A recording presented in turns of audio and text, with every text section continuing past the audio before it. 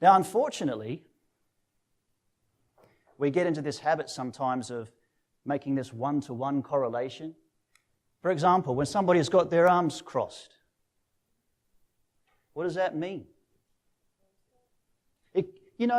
And we hear that all the time, and that could very well be true, couldn't it? Someone can close off of them, but what are some other reasons you might cross your arms? Oh, I like this. You could be cold, yes, I hear that a lot, but you said focus. You're absolutely right. Well done, 10 points. So, they actually found, they took some third graders and they divided them up in one research study, and they had one group take a math test, and they said, look, don't fold your arms, sit up straight, nice posture, take your test. They took another group and they said, what we want you to do is while you're solving these problems, to cross your arms. Which group do you think did better solving the math problems? The guys with their arms closed. And think about that, with their arms crossed, sorry.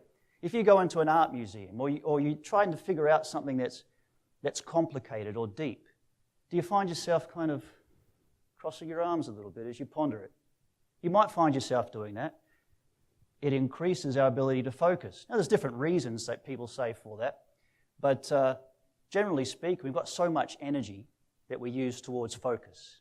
And when you do this, you don't have to worry about your arms. It's a little bit less energy you have to focus on moving about, so you can use that energy specifically to solve problems. That's one example where crossing your arms might not be a bad thing.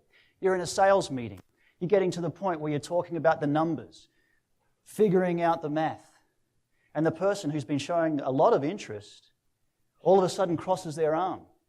Now, if we follow the old model, this one-to-one correlation, we say, look, crossed your arm, not interested, then we start to worry. Oh, no. And all of a sudden, we start to back off a little bit. We're going the wrong direction, possibly.